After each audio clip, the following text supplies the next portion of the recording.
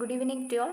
ഇന്ന് നമ്മൾ Calicut university fifth sem ബികോമിലെ income tax law and accounts എന്ന് പറഞ്ഞുള്ള സബ്ജക്റ്റ് സ്റ്റാർട്ട് ചെയ്യാണ്. ആക്ച്വലി ഇതൊരു കുറച്ച് കോംപ്ലിക്കേറ്റഡ് ആയിട്ടുള്ള ഒരു സബ്ജക്റ്റാണ്. സപ്ലിയുടെ എണ്ണം വളരെ കൂടുതലാണ്. അതുകൊണ്ട് തന്നെ ബാക്കി എല്ലാ സബ്ജക്റ്റും മാനേജ് ചെയ്യുന്ന പോലെ ഇത് മാനേജ് ചെയ്യാൻ കഴിയില്ല. ഇതിന് കുറച്ചധികം ഇമ്പോർട്ടൻസ് നമ്മൾ കൊടുക്കേണ്ടതുണ്ട്. ഇതിൽ മെയിനായിട്ട് പറയുന്ന ടാക്സിനെ കുറിച്ചിട്ടും അതുപോലെ തന്നെ നമ്മുടെ ഗവൺമെൻറ്റിന് കിട്ടുന്ന റവന്യൂ അല്ലെങ്കിൽ ഒരു ഇൻഡിവിജ്വലിന് മേലിൽ അവർ ചുമത്തുന്ന നികുതി ടാക്സ് എത്രയാണ്, അങ്ങനെയുള്ള കുറച്ച് കാര്യങ്ങളാണ് ഇതിൽ ഡീറ്റെയിൽ ആയിട്ട് ഡിസ്കസ് ചെയ്യുന്നത്. ഇതിൽ 5 മൊഡ്യൂളാണ് വരുന്നത്, 6 ചാപ്റ്റേഴ്സ് അങ്ങനെയാണ് കേട്ടോ. ഫസ്റ്റ് മൊഡ്യൂൾ എന്ന് പറയുമ്പോൾ ഒരു ഇൻട്രൊഡക്ഷനായിട്ട് വരും. അതായത് നമ്മുടെ ഇൻകം ടാക്സിനെ കുറിച്ചിട്ടും ഡയറക്റ്റ് ടാക്സിനെ കുറിച്ചിട്ടും ഇൻകം ടാക്സിനെ കുറിച്ചിട്ടൊക്കെയുള്ള ജസ്റ്റ് ഒരു ഡീറ്റെയിൽഡ് ആയിട്ടുള്ളൊരു ഇൻട്രൊഡക്ഷൻ. അത് കഴിഞ്ഞാൽ പിന്നെ second computation of income under different heads. പിന്നെ third income from house property, profit and gains of business or profession, module 5 capital gains. അങ്ങനെ 5 മൊഡ്യൂളാണ് നമുക്കിതിൽ വരുന്നത്.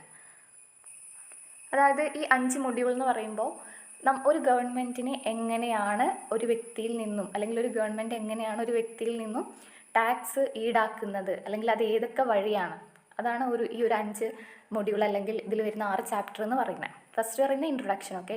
പിന്നെ ഇൻകം ഫ്രം സാലറി എന്ന് പറയുമ്പോൾ ഒരു വ്യക്തിക്ക് ഓഫ് കോഴ്സ് എന്തായാലും സാലറി കിട്ടും. അപ്പോൾ അതിൻ്റെ മേലിൽ ചുമത്തുന്ന നികുതി. അപ്പോൾ എനിക്കൊരു 50,000 രൂപ സാലറി ഉണ്ടെങ്കിൽ എൻ്റെ സാലറിയിൽ നിന്നും ഗവൺമെൻറ് ചുമത്തുന്ന നികുതി, അതാണ് ഇൻകം ഫ്രം സാലറി എന്ന് പറയുന്നത്. നെക്സ്റ്റ് പറയുന്നതാണ് ഇൻകം ഫ്രം ഹൗസ് പ്രോപ്പർട്ടി.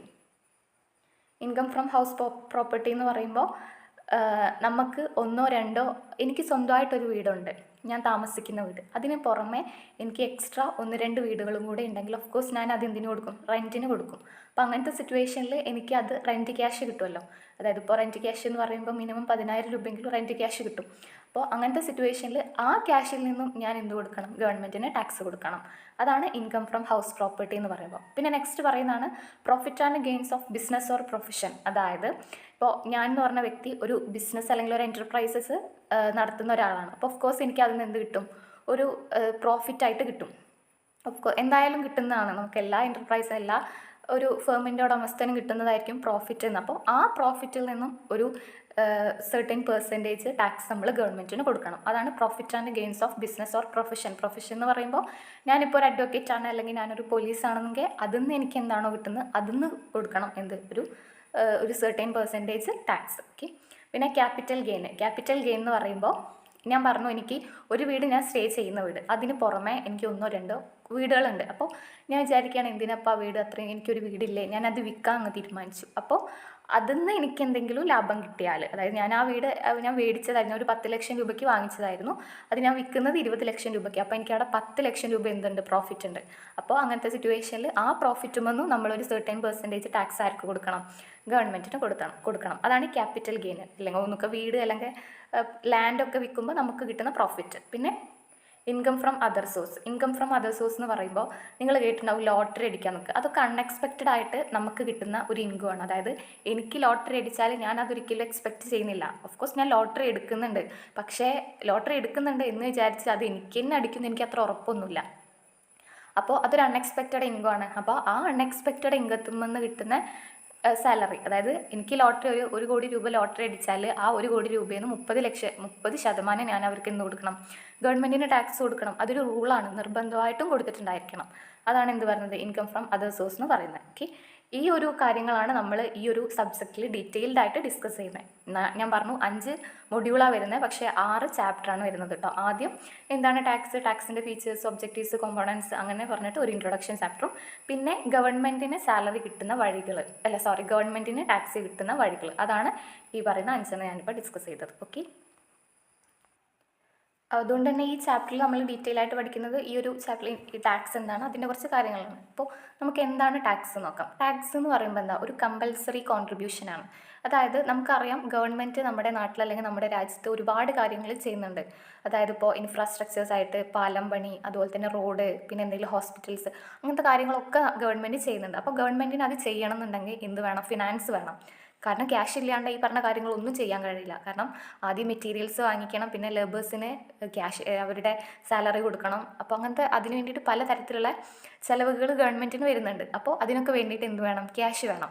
അപ്പോൾ ഇത് ചെയ്യുന്നത് ഗവൺമെൻറ്റിന് വേണ്ടിയിട്ടല്ല, അവിടുത്തെ കമ്മ്യൂണിറ്റിക്ക്, അതായത് ഈ രാജ്യത്തിലെ ജനങ്ങൾക്ക് വേണ്ടിയിട്ടാണ്. അപ്പോൾ അതിന് വേണ്ടിയിട്ട് രാജ്യത്തിലെ ജനങ്ങളിൽ നിന്ന് തന്നെയാണ് അവരെന്ത് ഈടാക്കുന്നത്, ക്യാഷ് ഈടാക്കുന്നത്. അതായത് ഇത്തരത്തിലുള്ള ഗവൺമെൻറ്റിൻ്റെ കാര്യങ്ങൾക്ക്, ഗവൺമെൻറ്റിൻ്റെ ചിലവുകൾ നികത്താൻ വേണ്ടിയിട്ടാണ് നമ്മൾ പൊതുജനങ്ങളുടെ കയ്യിൽ നിന്നും അല്ലെങ്കിൽ ഒരു കമ്മ്യൂണിറ്റീൻ്റെ കയ്യിൽ നിന്ന് ഗവൺമെൻറ് ടാക്സ് വാങ്ങിക്കുന്നത്. അതൊരു കമ്പൽസറി കോൺട്രിബ്യൂഷനാണ്. കമ്പൽസറി കോൺട്രിബ്യൂഷൻ എന്ന് പറയുമ്പോൾ നിർബന്ധമായിട്ടും ഓരോ വ്യക്തിയും പേ ചെയ്യേണ്ടതാണ് പറയുന്നത്, ഈ ടാക്സ് എന്ന് പറയുന്നത്. ഈ tax is a compulsory contribution or financial charge levied by a government on an individual or an organisation to raise revenue for public works. ഇതിപ്പോൾ ഞാൻ ഈ പറഞ്ഞിട്ടുള്ള പോയിന്റ് തന്നെയാണ് കേട്ടോ.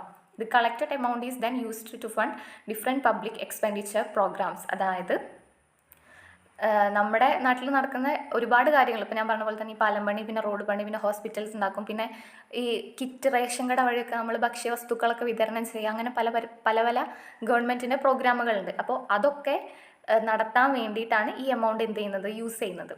ഓക്കെ, അതാണ് ടാക്സ് എന്ന് പറയുന്നത്. ആക്ച്വലി ടാക്സ് എന്ന് പറയുന്നത് duty of people to pay tax and it is the right of government to levy tax. അതായത് പീപ്പിളിൻ്റെ ഡ്യൂട്ടിയാണ് എന്ത് ചെയ്യുക എന്നുള്ളത്, ടാക്സ് അടയ്ക്കുക എന്നുള്ളത്. അവർ നിർബന്ധമായിട്ടും ചെയ്യേണ്ട ഒരു കാര്യമാണ്, അവരുടെ ഒരു ഡ്യൂട്ടിയാണ് ടാക്സ് അടയ്ക്കുക എന്നുള്ളത്. അതുപോലെ തന്നെ ഗവൺമെൻറ്റിൻ്റെ ഒരു അവകാശമാണ് അവരുടെ കയ്യിൽ നിന്നും അത് ഈടാക്കുക എന്നുള്ളത്. അപ്പോൾ ഈ പറഞ്ഞ പോയിന്റ് ഒന്ന് എഴുതി വെക്കുക കേട്ടോ. Duty of people to pay tax and it is the right of government to levy tax. Okay, പിന്നെ നമുക്ക് പറയാനുള്ളത് 2 ടൈപ്സ് ഓഫ് ടാക്സ് ആണുള്ളത്. അതായത് ഡയറക്റ്റ് ടാക്സും ഉണ്ട്, ഇൻഡയറക്റ്റ് ടാക്സും ഉണ്ട്. ഡയറക്റ്റ് ടാക്സ് എന്ന് പറയുമ്പോൾ ഇപ്പോൾ എൻ്റെ കേസ് തന്നെ, അല്ലെങ്കിൽ എക്സ് എന്ന് പറഞ്ഞ ഒരു വ്യക്തി, ഓക്കെ, ഈ എക്സ് എന്ന് പറഞ്ഞ വ്യക്തിക്ക് ഒരു 1 ലക്ഷം രൂപ സാലറി ആയിട്ടോ പ്രോഫിറ്റ് ആയിട്ടോ എന്തോ ആയിട്ട് കിട്ടി, 1 ലക്ഷം രൂപ. അപ്പോൾ ഇങ്ങനത്തെ കേസിൽ അയാൾ ഡയറക്റ്റ്ലി ചെന്നിട്ട് എന്ത് ചെയ്യണം, പേ ചെയ്യണം. അയാൾക്ക് ഒരു സാലറി കിട്ടിയതാണെന്ന് വിചാരിക്കുക. അപ്പോൾ എക്സ് എന്ന് പറഞ്ഞ വ്യക്തിക്ക് ഒരു 1 ലക്ഷം രൂപ സാലറി കിട്ടി. അപ്പോൾ അങ്ങനത്തെ സിറ്റുവേഷനിൽ അയാൾ ഡയറക്റ്റായിട്ട് ചെന്നിട്ട് എന്ത് ചെയ്യണം, ടാക്സ് അടയ്ക്കണം. അതിനെയാണ് പറയുന്നത്, ഡയറക്റ്റ് ടാക്സ് എന്ന് പറയുന്നത്. അതായത് direct tax is that is to be paid directly to the government by the individual or legal entity. Legal entity എന്ന് പറയുമ്പോൾ നമ്മുടെ ഈ ഇതൊക്കെ ഇല്ലേ, കമ്പനീസ് ഒക്കെ ഇല്ലേ, നമ്മൾ പറയുന്ന കമ്പനീനൊക്കെ ലീഗൽ എൻറ്റിറ്റി എന്നല്ലേ പറയാം. അതാണ് അത് പറയുന്നത്. In India CBDT central board of direct tax is responsible for the administration of direct taxes. Okay, അതാണ് ഡയറക്റ്റ് ടാക്സ് എന്ന് പറയുന്നത്. അതായത് ഇൻ്റർമീഡിയാസ് ഒന്നും ഇല്ലാണ്ട് ഡയറക്റ്റായിട്ട്, അതായത് ഇപ്പോൾ എക്സ് എന്ന് പറഞ്ഞ വ്യക്തിക്ക് 1 ലക്ഷം രൂപ സാലറി കിട്ടിയെങ്കിൽ എക്സ് ഡയറക്റ്റായിട്ട് അവിടെ ചെന്നിട്ട് എന്ത് ചെയ്യുക, ടാക്സ് അടയ്ക്കുക. എനിക്ക് ഈ 1 ലക്ഷം രൂപ സാലറി ആയിട്ട് കിട്ടിയിട്ടുണ്ട്, അപ്പോൾ ഇതിൻ്റെ മുകളിൽ ഗവൺമെൻറ് പറയുന്ന ടാക്സ് പ്രകാരം എനിക്ക് ഇത്രയാണ് ടാക്സ് വരുന്നത് പറഞ്ഞിട്ട് ടാക്സ് അടയ്ക്കണം. അതാണ് ഡയറക്റ്റ് ടാക്സ് ആയിട്ട് പറയുന്നത്. അവിടെ എന്ത് വരുന്നില്ല, ഒരു ഇൻ്റർമീഡിയാസ് വരുന്നില്ല. ഓക്കെ, അതാണ് ഡയറക്റ്റ് ടാക്സ് എന്ന് പറയുന്നത്. ഇനി നെക്സ്റ്റ് പറയുന്നതാണ് ഇൻഡയറക്റ്റ് ടാക്സ്. ഇൻഡയറക്റ്റ് ടാക്സ് എന്ന് പറയുമ്പോൾ ഇൻ്റർമീഡിയറീസ് ത്രൂ ടാക്സ് അടയ്ക്കുക. അതായത് നമ്മളിപ്പോൾ ഒരു 10 രൂപയുടെ പേന യൂസ് ചെയ്യുകയാണെന്നുണ്ടെങ്കിൽ ഓഫ്കോഴ്സ് അതിൽ എന്തുണ്ടായിരിക്കും, നമ്മൾ ടാക്സ് അടക്കമായിരിക്കും നമ്മൾ അടയ്ക്കുന്നുണ്ടായിരിക്കുക. അങ്ങനെയാണ്, അല്ലാണ്ട് ടാക്സ് ഒന്നും ഇല്ലാണ്ട് ഒരു സാധനവും ഇല്ല. ഇപ്പോഴത്തെ ഒരു സിറ്റുവേഷനിലൊക്കെ കംപ്ലീറ്റ് ടാക്സ് ആണ് എന്തിനും. ഇപ്പോൾ നമ്മുടെ പെട്രോളിൻ്റെ ഒക്കെ വില കൂടുന്നത് കണ്ടിട്ടില്ല, അത് പെട്രോളിൻ്റെ വിലയല്ല അവിടെ ആക്ച്വലി കൂടുന്നത്, ടാക്സ് റേറ്റ് ആണ് കൂടുന്നത്. Okay, anyway indirect tax are collected by seller of the goods or service. അതായത് ഇൻഡയറക്റ്റ് ടാക്സ് എങ്ങനെയാണ് അത് കളക്ട് ചെയ്യുന്നത്, ഒന്നൊക്കെ സെല്ലർ വഴിയായിരിക്കും. അതായത് ഇപ്പോൾ അതൊരു നമ്മുടെ ഒരു കമ്പനി, ഇതിപ്പോൾ ഒരു 10 രൂപയുടെ പേനയാണെന്നുണ്ടെങ്കിൽ ഈ പേനയുടെ ടാക്സ് ആക്ച്വലി അത് ആ ഒരു ഫേമിൻ്റെ അല്ലെങ്കിൽ ആ പേന ഉണ്ടാക്കുന്ന കമ്പനി ഉണ്ടായിരിക്കുമല്ലോ, ആ കമ്പനിയുടെ അവർക്ക് ചുമത്തുന്ന ടാക്സ് ആണത്. പക്ഷേ നമ്മൾ വഴിയാണ് എന്ത് ചെയ്യുന്നത്, അത് അടയ്ക്കുന്നത്. അപ്പോൾ ഈ 10 രൂപയുടെ പേന എന്ന് പറയുമ്പോൾ ഓഫ്കോഴ്സ് അതിലെന്തുണ്ട്, ടാക്സ് റേറ്റും ഉണ്ട്. Okay, the tax is added to the price of the goods or services. The indirect tax payment is received by government from the seller. Example GST, excise duty, custom duty, sale tax, service tax ഒക്കെ അതിന് examples ആണ് കേട്ടോ. Anyway, അപ്പോൾ ഇന്ന് നമ്മൾ മെയിനായിട്ട് പഠിച്ചത് എന്താ, നമ്മൾ ഈ ഒരു സബ്ജക്റ്റിനെ കുറിച്ചിട്ട് ഞാൻ ജസ്റ്റ് ഒന്ന് ഇൻട്രൊഡ്യൂസ് ചെയ്തിട്ടുണ്ട്. മനസ്സിലായിട്ടുണ്ടാവുമെന്ന് വിചാരിക്കുന്നു. ഐ ഡോണ്ട് നോ എന്താണ് ടാക്സ് എന്നും അതുപോലെ തന്നെ ടാക്സിൻ്റെ ഡിഫറെൻറ്റ് ടൈപ്സും 2 ടൈപ്സ് ആണുള്ളത്, ഡയറക്റ്റ് ടാക്സും ഇൻഡയറക്റ്റ് ടാക്സും. അതും ഞാൻ പറഞ്ഞു തന്നിട്ടുണ്ട്. പിന്നെ ഇനി നെക്സ്റ്റ് നമുക്കിതിൽ പറയാനുള്ളത് ഫീച്ചേഴ്സ്, അതുപോലെ തന്നെ അതിൻ്റെ ഒബ്ജക്റ്റീവ്സ്, അതിൻ്റെ കോമ്പോണൻസ് ഒക്കെയാണ് ഈ ഒരു ഇൻട്രൊഡക്ഷൻ ചാപ്റ്ററിൽ നമുക്ക് ഡിസ്കസ് ചെയ്യാനുള്ളത്.